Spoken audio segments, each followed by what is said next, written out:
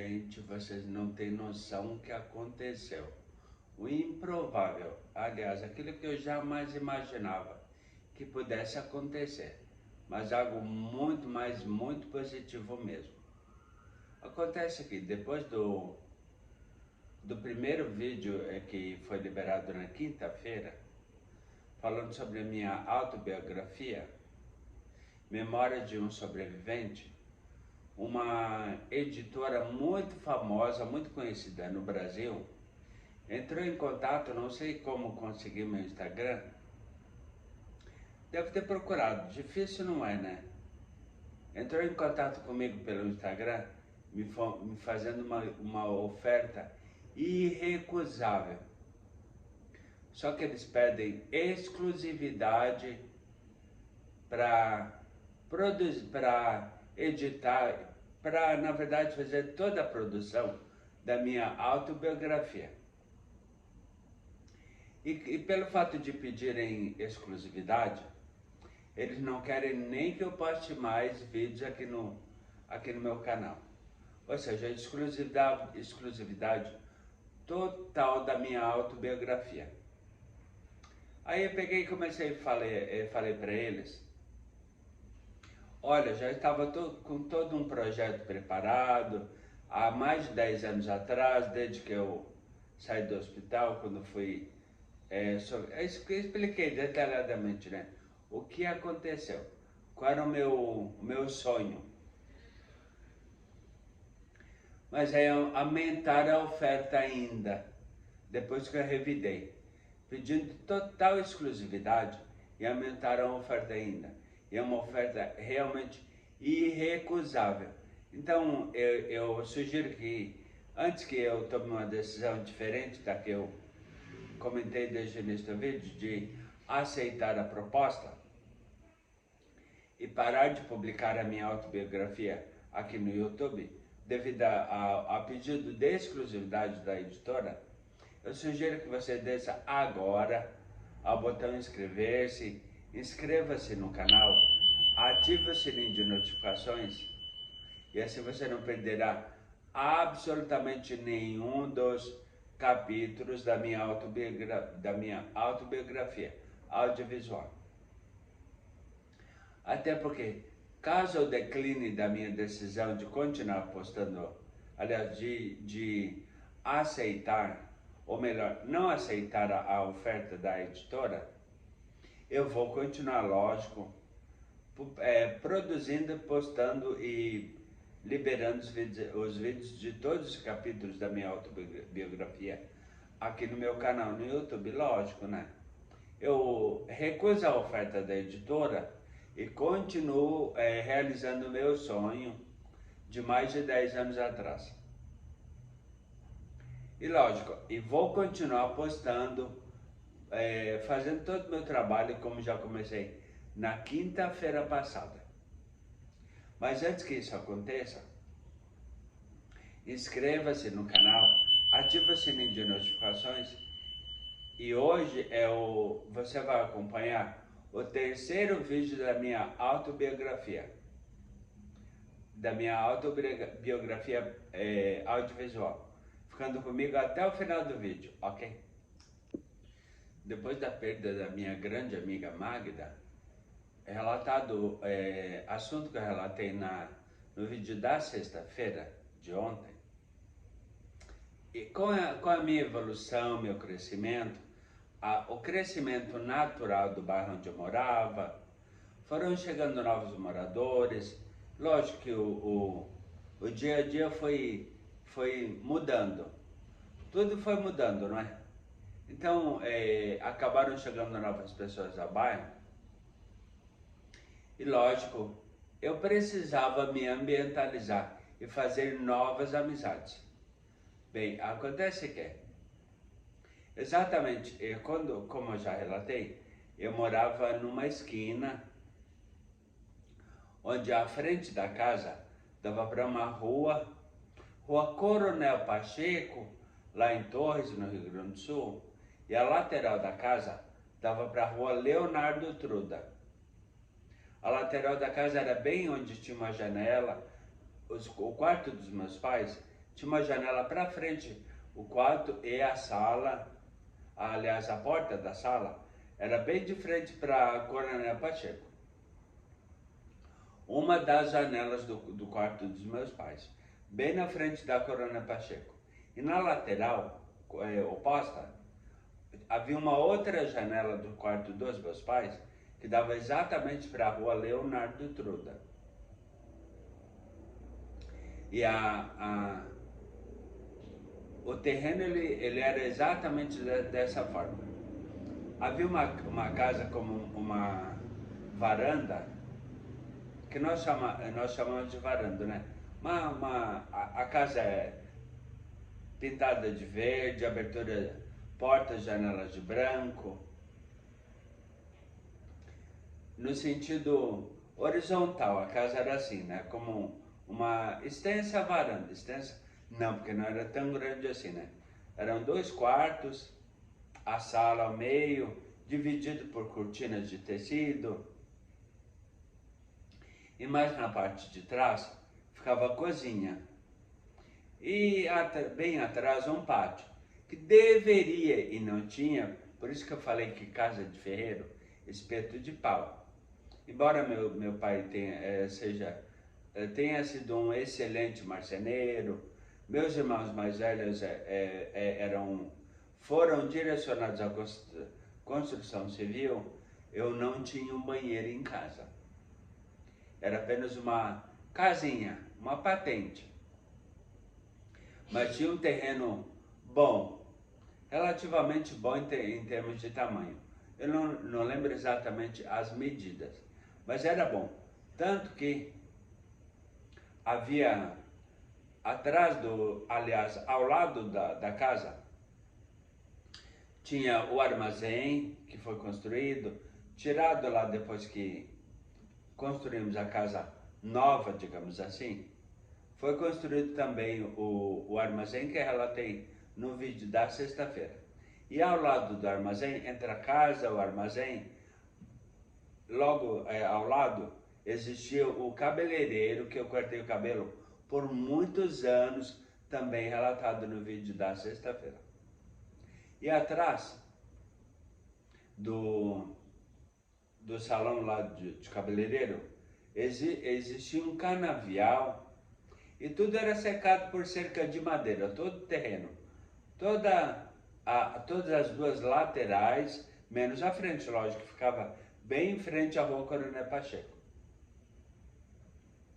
E na divisa com o terreno do lado, onde morava minha grande amiga Magda, que acabei perdendo, fato esse que eu relatei no vídeo da sexta-feira, de ontem, havia um muro de tijolo mesmo, né? Muro de concreto lá.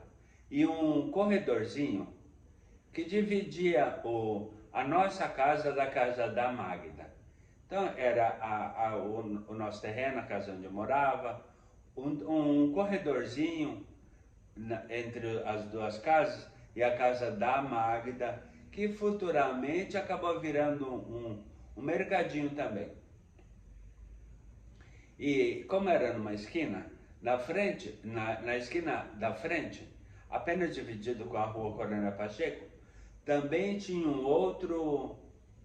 acabou aliás tendo um outro armazém, outro mercadinho também, bem na esquina, na frente, bem em frente à minha casa. Na frente da janela do quarto dos meus pais, ou seja, na outra esquina, à minha esquerda, pensando que eu estou agora exatamente na quina lá de casa, na esquina, no lado esquerdo havia um outro terreno lá onde futuramente foi construído um prédiozinho com um baita de um apartamento muito bonito, que eu vou em vídeos futuros relatar sobre ele também. E embaixo um comércio. E bem na frente da ponta da minha casa existia a esquina contrária, bem na frente também dessa outra esquina, que tinha um mercadinho que acabou virando um prédio de 4 andares, um prédio comercial embaixo e residencial nos outros andares. Existia um outro mercadinho também. Gente, o bairro era virado em mercadinho. Mercadinho de bairro, né? Tudo armazenzinho, como chamávamos, de bairro. E futuramente, eles acabaram saindo de lá, vieram outras pessoas também, mas todos eles viraram o que eu falo dos mercadinhos, dos armazenzinhos. Da frente, dividida apenas pela Coronel Pacheco, e da outra esquina, dividido pela Leonardo Truda. No entroncamento entre Leonardo Truda e o Coronel Pacheco, bem na esquina. Acabei fazendo amizade, grande amizade com os dois também. Ou seja, o tempo foi evoluindo, eu fui crescendo, e acabaram chegando novas pessoas no bairro, se instalando, lógico, como éramos basicamente da mesma idade, acabei fazendo novas amizades também. Até porque eu precisava curar aquele trauma de ter perdido a minha primeira grande amiga que eu tive, que foi a minha vizinha, Magda. Fato que eu relatei no vídeo da sexta-feira. E consegui, fiz grandes amizades, inclusive vou falar de uma especificamente, dessa que ficava bem vamos dizer que no espaço, entre a minha casa e a Coronel Pacheco, bem na frente da minha casa. E seguindo na Leonardo Truda, em direção ao lado contrário do mar, em direção à serra, bem na metade do quarteirão, ficava foi morar a minha irmã mais velha.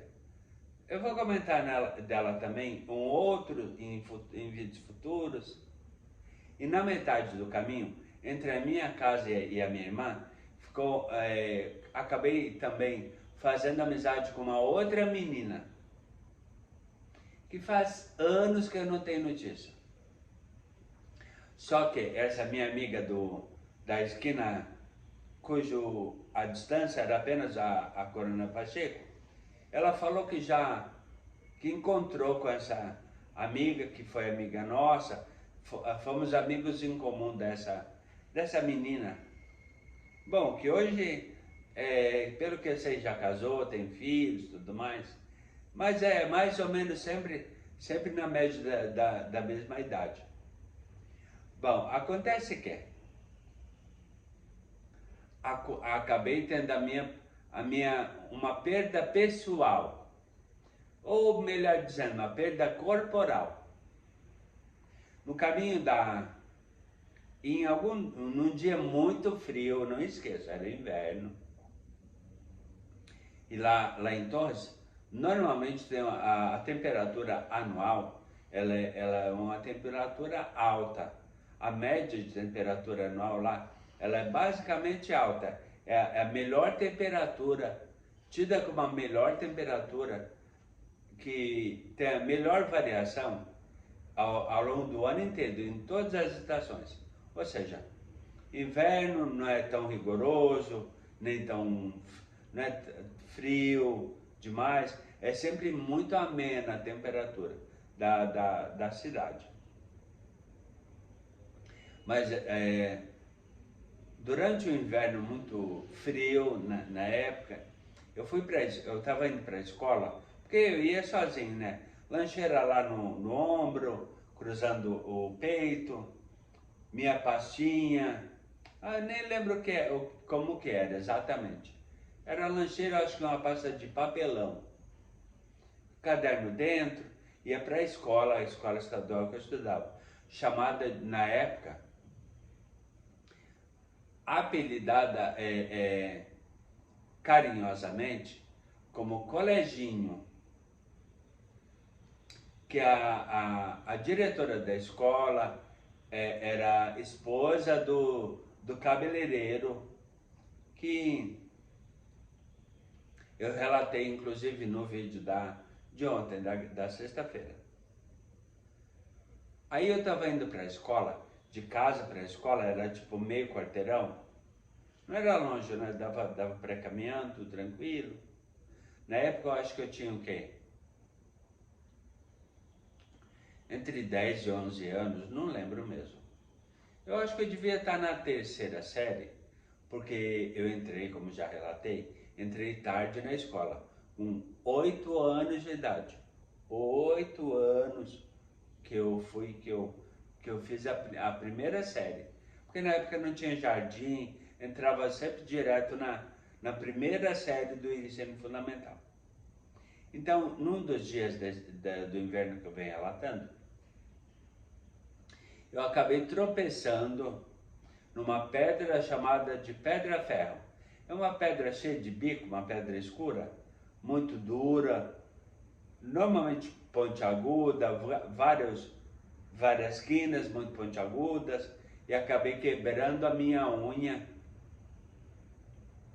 do meu pé direito. E aí depois, como quebrou a matriz, depois, só muito futuramente eu fui entender isso, porque atualmente, inclusive, eu vou à podóloga pelo menos uma vez ao mês. Ela foi crescendo deformada, com deformidade. Então ela não crescia normalmente, né? Crescia para cima e toda deformada mesmo, porque estragou, vamos dizer assim, ou atingiu a raiz da unha, a matriz. Ela ia crescendo assim, para cima, como uma espécie de uma unha encravada. E não adiantava. Quer dizer, achava eu que não adiantava, não tinha jeito. Então o que aconteceu? Minha mãe eu fiquei com medo de apanhar, mais ainda do que tinha sentido dor devido à queda. Me arranhei todo, a canela, gente, olha, eu senti uma dor terrível devido à queda. Me levantei, fui para a escola chorando, tudo, porque deu pra caramba, viu? Fui para a escola, estudei lá normal, voltei, não falei absolutamente nada para ninguém em casa. Não falei nada, ninguém viu nada, aí pronto, estava com calça, tudo. Então, ficou tudo como se nada tivesse acontecido. Porém, durante em aulas futuras, em dias de aula, dias letivos, né? Ao longo de uma aula, eu nunca esqueço. Uma professora que eu tinha, eu acho que eu estava realmente na terceira série. E em dias de verão, como eu não tinha calçado, ainda não tinha a possibilidade ou condição financeira de ter um quichute ou uma conga, que era o calçado da moda daquela época. Quichute é aquele calçado preto lá de lona, que causa um chulé danado, cheio de garras embaixo, tudo preto, parece uma chuteira.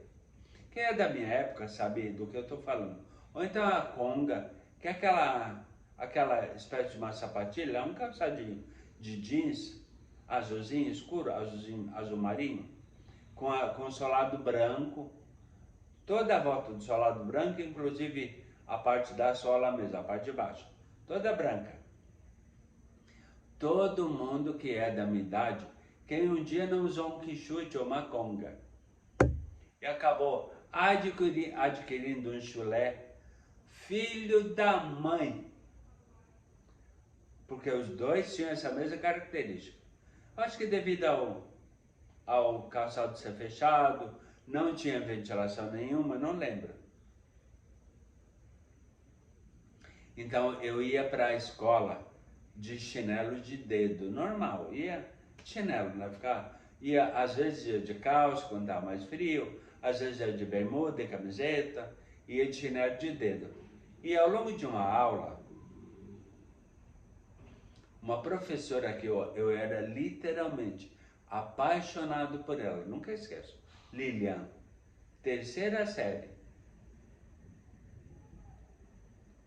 Ela pegou, e lógico, mas eu tava descalço, aliás, só de chinelo. Então ela pegou e viu o meu, até a minha, eu chamei, eu acho que pedi ajuda para ela, não lembro muito bem do fato. Aí ela pegou e foi até a minha classe, a minha carteira de madeira, tudo lá. Era madeira? Ah, era madeira, assim, na época era madeira ainda, depois mudou para fórmica.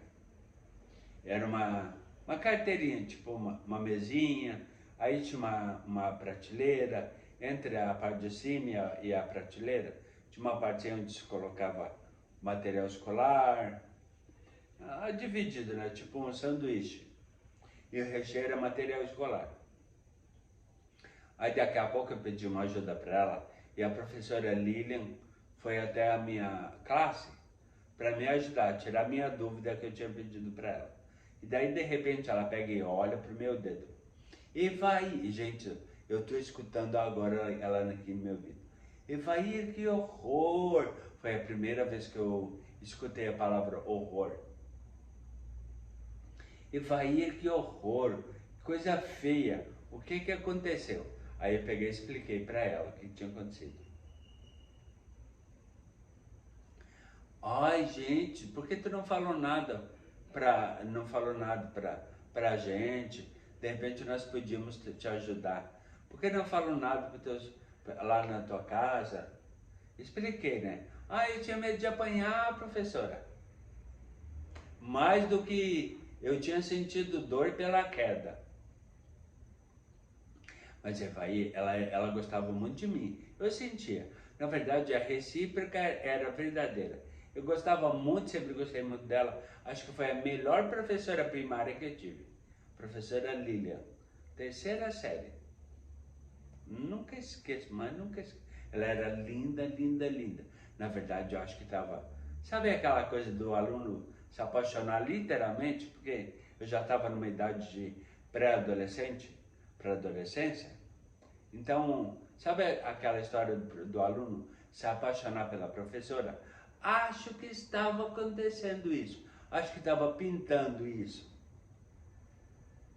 Quem garante, não é verdade? Mas continue comigo até o final do vídeo, que tem mais coisa boa pela frente. E mais história minha na minha autobiografia audiovisual. Beleza? Por que tu não contou isso? Exatamente no mesmo dia que aconteceu.